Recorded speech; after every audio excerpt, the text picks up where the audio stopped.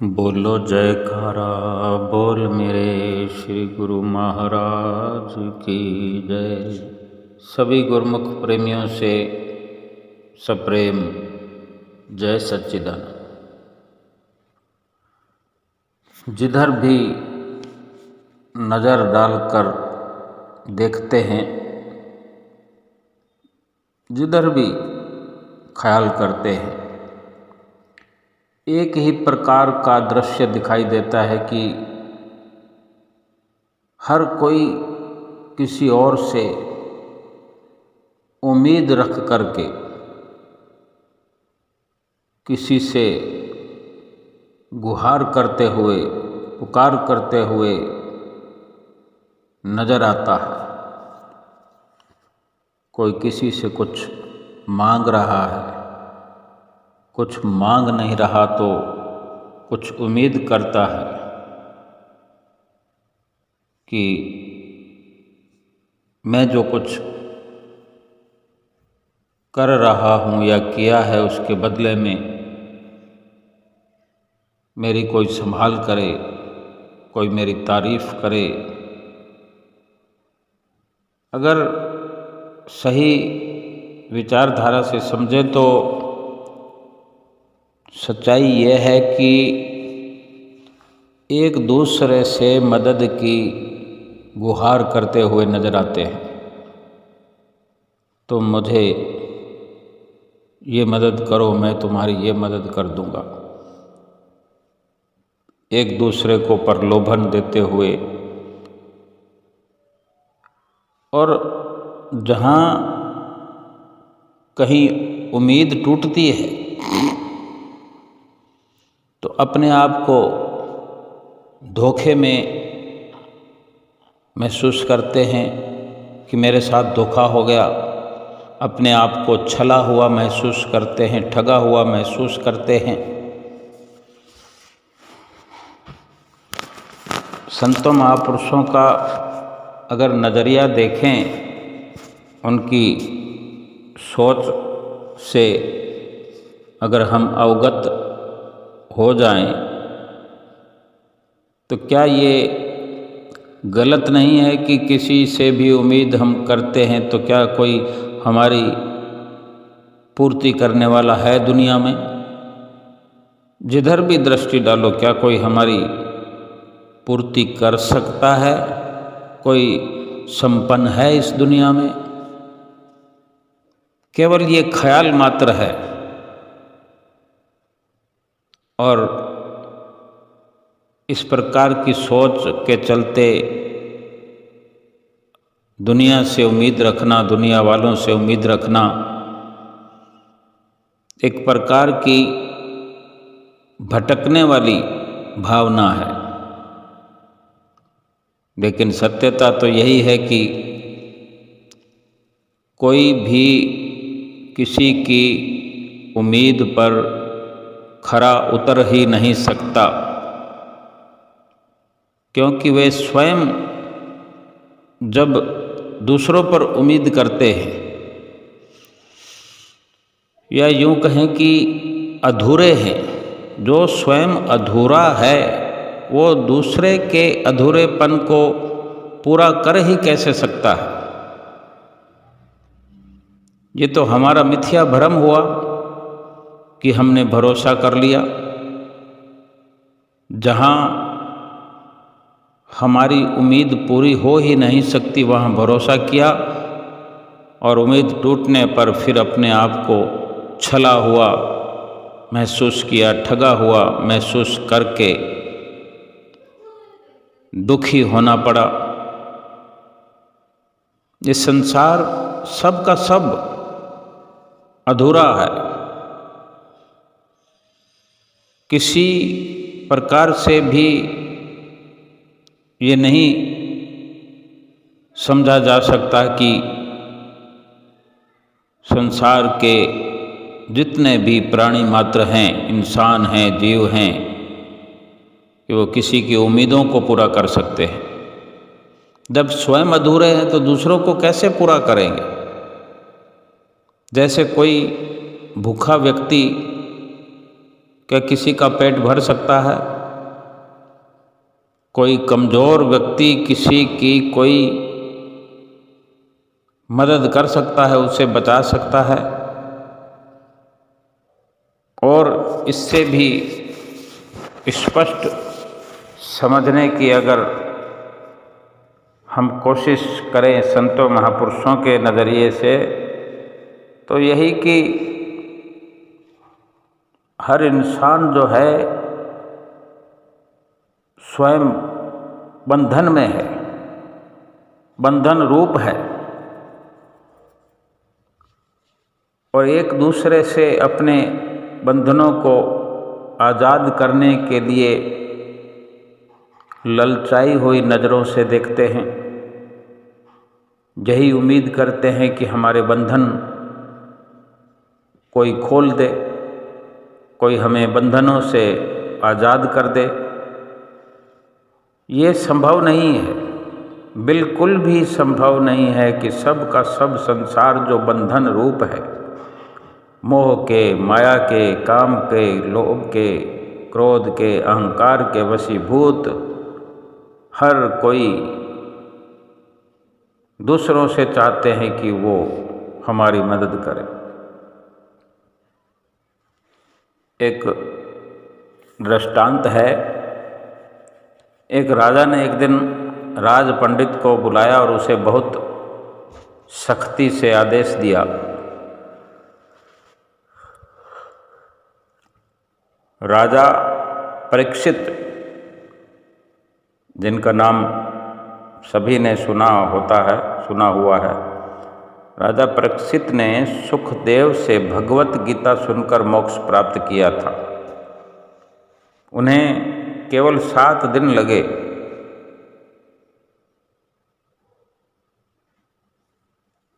मैं आपको सभी बंधनों से मुक्त कराने के लिए 1 महीने का समय दे रहा हूं,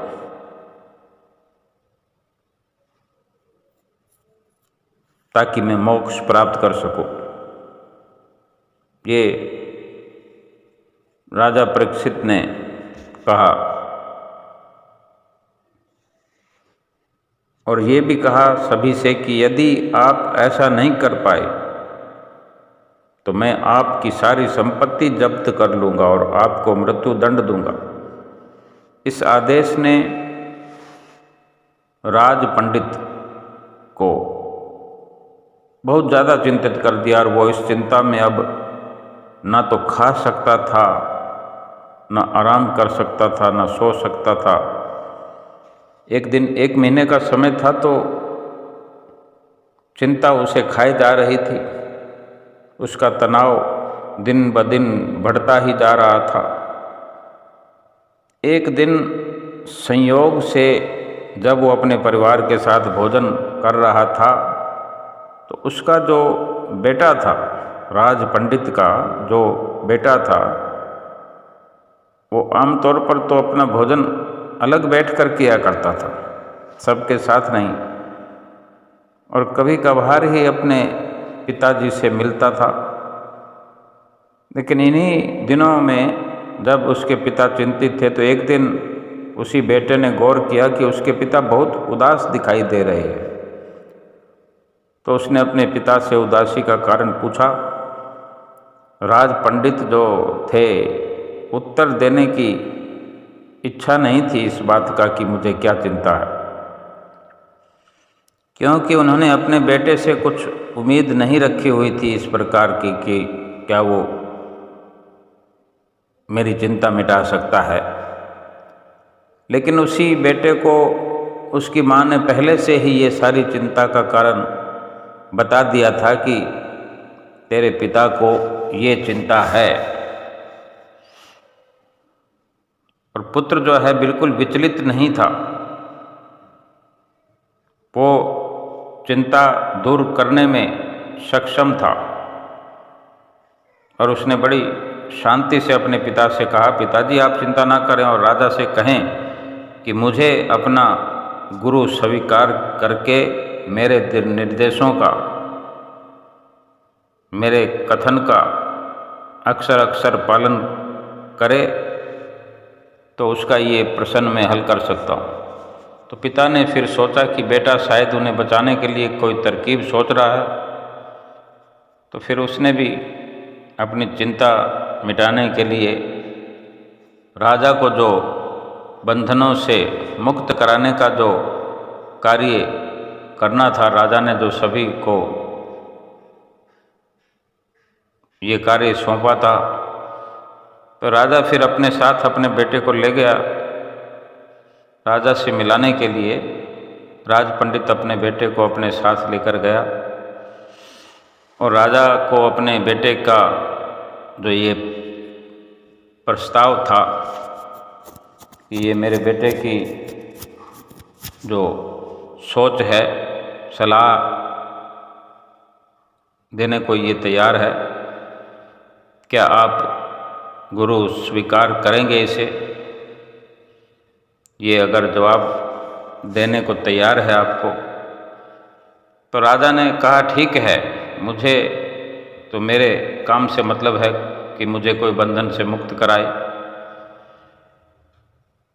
तो राज पंडित ने जो पूछा हुआ था तो अपने पुत्र के साथ दरबार में आया ही था, लेकर अपने बेटे को। सभी बंधनों से मुक्त होने के लिए राजा ने राज पंडित के पुत्र को अपने गुरु के रूप में स्वीकार कर लिया और दृढ़ संकल्प किया कि मैं इसके निर्देशों की पालना करूंगा और इंतजार में, प्रतीक्षा में कि मेरा क्या ये समाधान करता है, उसी के चरणों में बैठ गया। राजा परीक्षित राज पंडित के पुत्र के चरणों में बैठ गया, उसको गुरु स्वीकार करके। दरबार की तब बड़ी भीड़ लगी हुई थी दरबार में और सभी की निगाहें राजा और उनके गुरु पर टिकी थी। सबको आश्चर्य भी हो रहा था जब राज पंडित के पुत्र ने राजा से एक बहुत मजबूत रस्सी लाने को कह दिया। तो उसका पिता राज पंडित भी ये सोचकर परेशान हो गया कि उसका बेटा जो है कोई मूर्खता कर रहा है। वो डर रहा था कि मेरे बेटे ने ये क्या समाधान करने के लिए रस्सी मांगी है, क्या उसका बेटा किसी को रस्सी से बांधेगा, कहीं वो राजा को तो नहीं बांध देगा। और इसी के चलते उसके पुत्र ने और फिर आज्ञा दी राजा को कि उस खंभे से आप बंध जाएं। अब वो गुरु बना चुका है तो सब शब्दों की पालना करनी थी, राजा को वचन दिया है। और वो गुरु बना हुआ राज पंडित का पुत्र बेखौफ आदेश कर रहा था। अब राजा जो वचन से बंधा था तो खंभे से बंधने के लिए स्वयं तैयार हो गया और वहाँ उपस्थित जो राजा के ही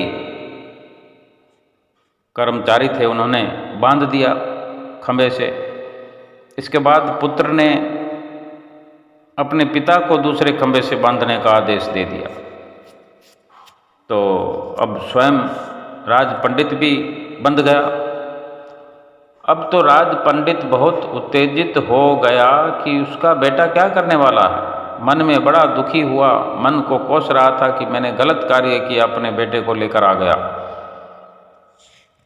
और अपने बेटे को दंडित करने की सोच रहा था कि यहाँ से छुटकारा तो हो तो मैं अपने घर जाकर अपने ही बेटे को दंडित करूं कि ये कैसी अनाप शनाप उलूल जुलूल बातें कर रहा है। तभी साथ ही उसके बेटे ने एक और निर्देश दे दिया। पिताजी से कहने लगा, पिताजी ऐसा करो कि आप राजा को जो कि खंभे से बंधे हुए हैं उनको खोल दीजिए।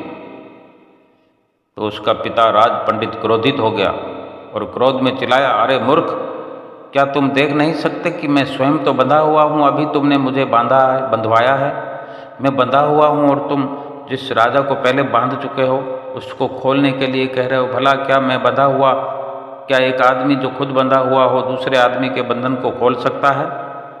क्या तुम समझते नहीं कि ये ना होने वाला कार्य है, असंभव कार्य है? ये वार्ता को सुनकर राजा ने अपने युवा जो कम उम्र का गुरु स्वीकार किया था, उस गुरु को संबोधित करते हुए, गुरु से बात करते हुए बड़े ही शांत और सम्मानजनक भाषा में कहा, मैं समझ गया मेरे गुरुदेव, आप क्या कहना चाहते हो।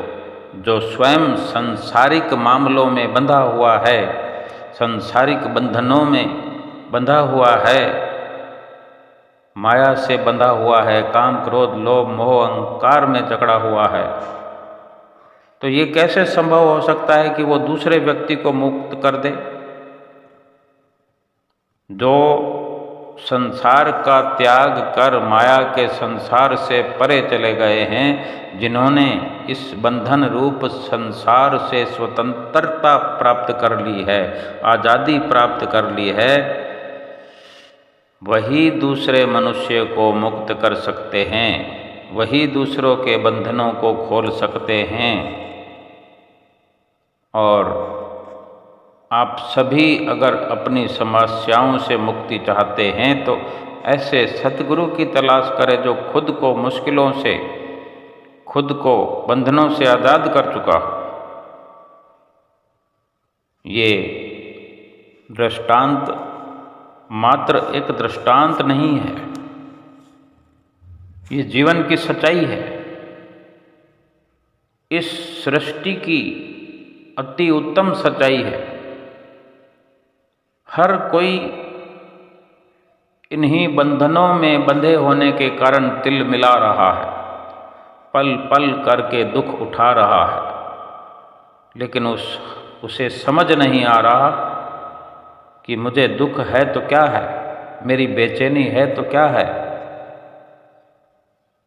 और सच्चाई यही है कि जब तक परिपूर्ण संत सतगुरु की चरण शरण हासिल नहीं इस जीव को होती, तब तक तो वो ना ये समझ पाता है कि मुझे क्या दुख है, क्या बेचैनी है, क्या चिंता, क्या परेशानी है। ना तो ये पता चलता है और ना ही इस परेशानी से ऊपर उठ सकता है, और हर पल हर घड़ी बेचैनियों का शिकार होता हुआ दुख उठाता रहता है।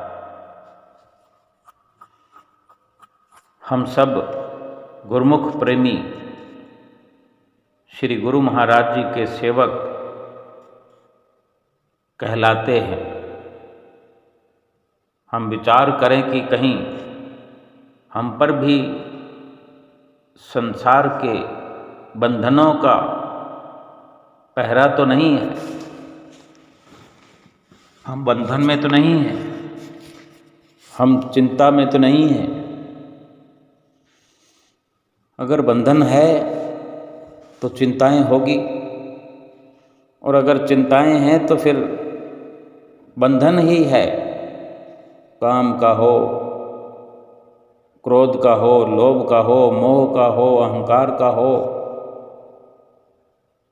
किसी न किसी प्रकार से अगर हम संसार और सांसारिक विचारधारा से बंधे हुए हैं तो फिर चिंताएं और परेशानियां, जिनका हल इस संसार में तो किसी के पास नहीं है, जहां हम एक दूसरे के आगे गुहार करते फिर रहे हैं, एक से एक जतन करते फिर रहे हैं, जब किसी के पास अति उत्तम समाधान है ही नहीं, जिसके पास स्वयं अपना समाधान नहीं है, वो दूसरे का समाधान कर ही कैसे सकता है। यानी जो खुद बंधा हुआ है, बंधन में है, बंधन रूप है, वो भला दूसरे के बंधनों को कैसे काट सकता है, कैसे बंधनों से मुक्त कर सकता है।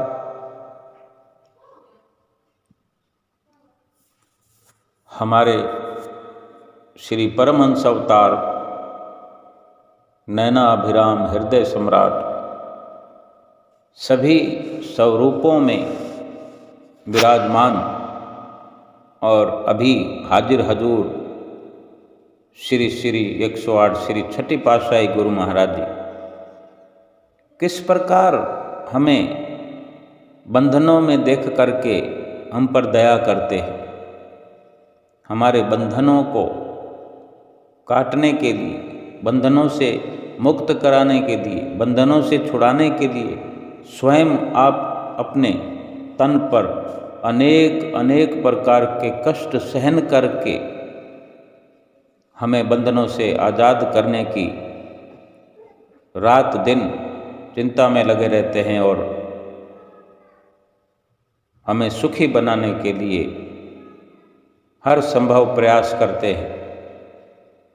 हमारे जीवन में भरपूर खुशियाँ अगर प्राप्त हो रही हैं तो श्री परमहंसों की मेहरबानियों का ये जीता जागता नमूना है कि हर गुरमुख की जुबान ये गाती है, वर्णन न चाहते हुए भी अपने आप जुबान गाने लगती है। मेरे तो सतगुरु महाराज दूसरो न कोई, कि अगर कोई संसार में मेरा है तो मेरे श्री गुरु महाराज जी हैं और कोई है ही नहीं। क्योंकि जो बंधे हुए हैं उनकी क्या गिनती करना, उनको अपनों में क्या शुमार किया जा सकता है, उनको अपने साथ होने की गिनती में रखना कदाचित भूल है कि अपना कोई है ही नहीं। अपना कोई बन सके, अपना कोई हो सके, अपने जैसा कोई लगता हो, वो मेरे सतगुरुदेव महाराज जी हैं, वो श्री परमहंस दयाल महाराज जी हैं, जो सभी स्वरूपों में हमें बंधन मुक्त करने के लिए प्रेरित करते आए हैं, युक्तियां समझाते आए हैं और बड़ी रचना श्री आनंदपुर दरबार की श्री परमहंसों ने कर दी है। श्री आनंदपुर दरबार के सौजन्य से हमारे तन की, मन की, धन की, हर प्रकार की सुख सुविधा से हमें भरपूर कर दिया है। ना हमें तन की कोई चिंता है, न मन की कोई चिंता है, न कोई धन की चिंता है। धन जितना भी हमारे पास प्रारब्ध मात्र से उपलब्ध है, हमें लगता है कि अथाह है हमारे पास, बहुत है हमारे पास, तो धन का लोभ नहीं है, धन की कामना नहीं है, ये समझा दिया है सतगुरु प्यारे ने। सतनाम का डंका बजवा दिया है मेरे सतगुरु प्यारे ने। तन जैसा भी उपलब्ध है प्रारब्ध रूप में, वो हमें तहे दिल से स्वीकार है और हम लेखे में इस तन को लगाए जा रहे हैं। जब हमारा तन सुफला हो रहा है, सफल होता जा रहा है, ये जीवन मनुष्य का सफल हो गया है, सफल होता जा रहा है, तो कहा जा सकता है कि सफल हो गया है। और मन से हम पूछते हैं तो एक ही जवाब आता है, मेरे तो सतगुरु महाराज दूसरों न कोई। मन को कुछ भाता ही नहीं, कुछ भी नहीं रुचता, किसी और वस्तु में, किसी संसार की शय में, किसी संसार के रिश्तों में मन लगता ही नहीं। केवल और केवल श्री सतगुरुदेव महाराज जी के चरणों में प्रीत हम सभी गुरुमुख प्रेमियों की लगी हुई है। अगर ऐसा नहीं है तो फिर कहीं ना कहीं हमसे चूक हो रही है, भूल हो रही है। क्या हम श्री आरती पूजा को दोनों समय नहीं कर पा रहे हैं? क्या सेवा का अवसर प्राप्त नहीं हो रहा है, नहीं कर पा रहे हैं सेवा का अवसर प्राप्त? या फिर सत्संग में कोई अवश्य कमी हो रही है? कोई मुकम्मल तौर पर संसार के झूठे सामानों, झूठे रिश्तों का संग छोड़ा नहीं है अभी? ये कमी का सुधार हमको करना पड़ेगा। सतगुरु के दर्शनों का लाभ उठाना नहीं आया हमें, या फिर भजन अभ्यास में अभी हमने शुरुआत नहीं की है। कुछ तो है, कुछ न कुछ कमी तो अवश्य है।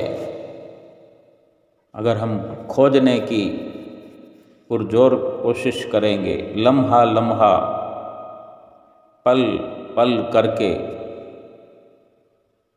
हम अंदर और बाहर अपनी विचारधारा को दृढ़ करेंगे और खोज करेंगे, तो हमें अवश्य ही कुछ न कुछ हमारी भूल नज़र आएगी।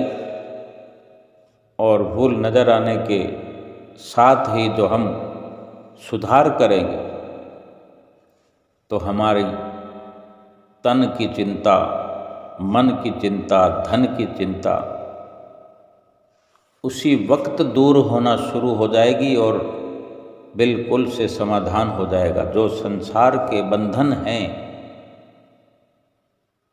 किसी न किसी तौर पर इन काम, क्रोध, लोभ, मोह, अहंकार के वशीभूत होने से ही ये बंधन जो है बांध लेता है इनका और फिर आगे बढ़ने नहीं देता। सुखों की प्राप्ति का जो साधन सतगुरु ने बताया है, उधर जाने ही नहीं देता। और ये संभवतया तभी सफलता प्राप्त हो सकती है कि हम शुरुआत करें।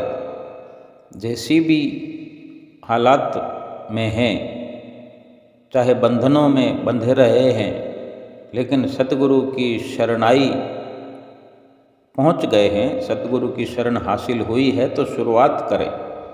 श्री आरती पूजा से शुरुआत करें।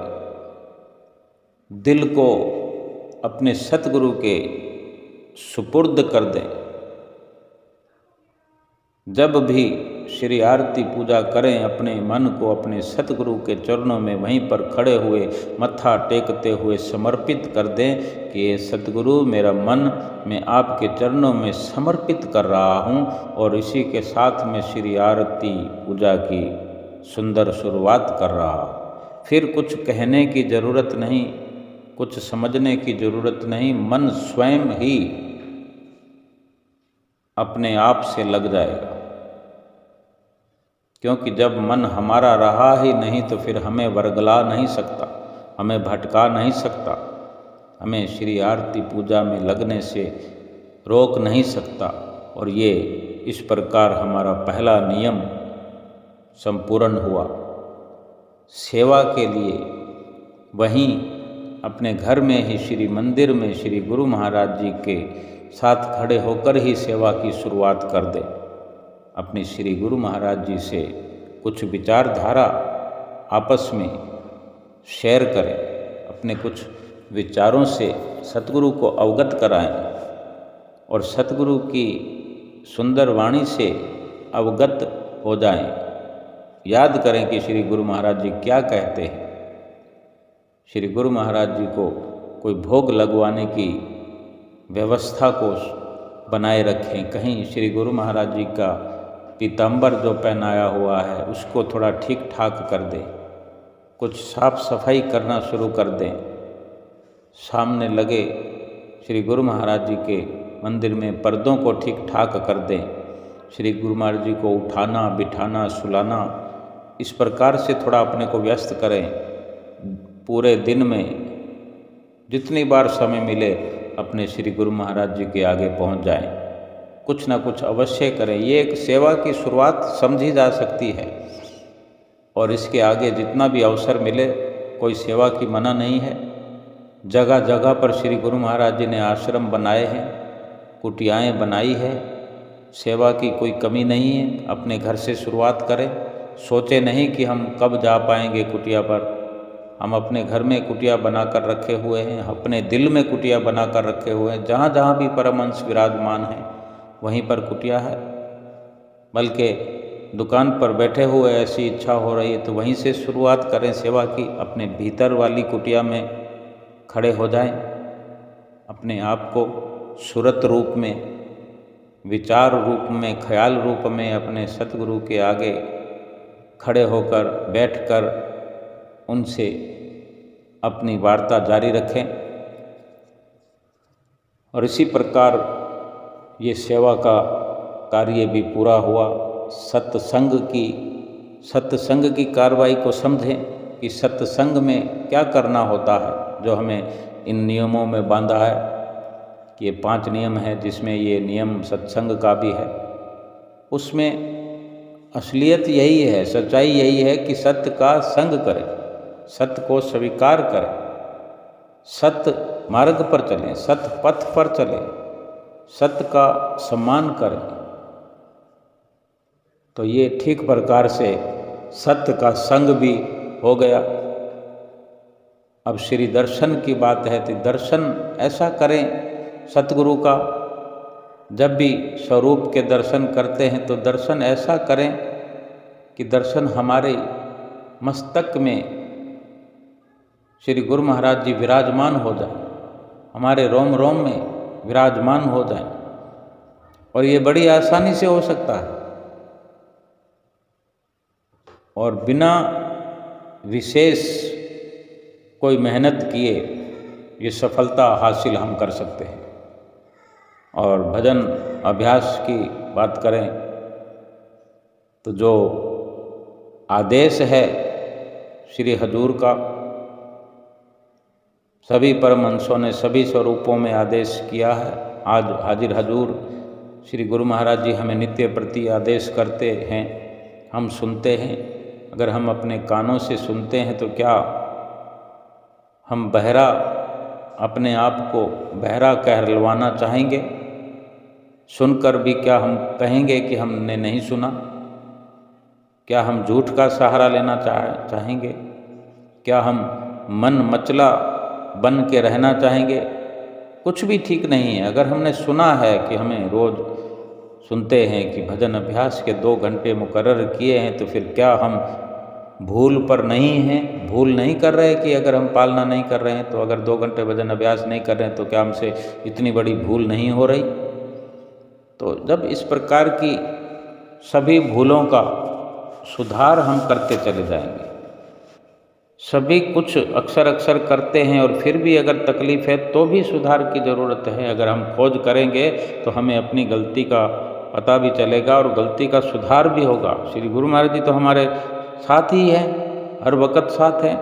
हम खोज करें तो सही, हम विचार करें तो सही कि गलती कहाँ पर है। गलती तो हो रही है और खोज करने से मालूम भी चलेगा, और मालूम चलेगा, सुधार हम करेंगे तो सुधार ऐसा हो जाएगा कि फिर ना दुख रहेगा, ना कोई चिंता रहेगी, ना कोई परेशानी रहेगी। मनवा तो हमने सतगुरु को समर्पण जो कर दिया, हमारा मनवा तो हमारे सतगुरु में लगा पड़ा होगा। जब भी अपने मन को हम देखना चाहेंगे, महसूस करना चाहेंगे तो सतगुरु के चरणों में हमें अपनी नज़र दौड़ानी पड़ेगी। मनवा हमें झूमता हुआ नज़र आएगा, नाचता हुआ नज़र आएगा, खुशियाँ मनाता हुआ नज़र आएगा। जो हमने अपने मन को अपने पास रखा हुआ है तो भी सतगुरु का ही बना के रखना। सतगुरु हमारे भीतर भी हैं, बाहर भी हैं। अपने मन को सतगुरु के समर्पित करना है, उनका बना देना है। और उसका भी विशेष अभिप्राय यही है कि अगर सतगुरु को हवाले कर दिया है, मन सतगुरु के हवाले कर दिया है तो मन वही करे जो सतगुरु वचन करते हैं। 5 नियमों की पालना, 2 घंटे भजन अभ्यास, और इसी में बहुत कुछ सारी वर्णनीय कार्रवाई हुई है, जो ठीक प्रकार से हम समझते चले जाएंगे और सतगुरु की आज्ञा में पल पल करके लगाते जाएंगे और खुशियों में मनवा झूमता रहेगा और सतगुरु के धाम में पहुंच जाएंगे। बोलो जयकारा बोल मेरे श्री गुरु महाराज की जय।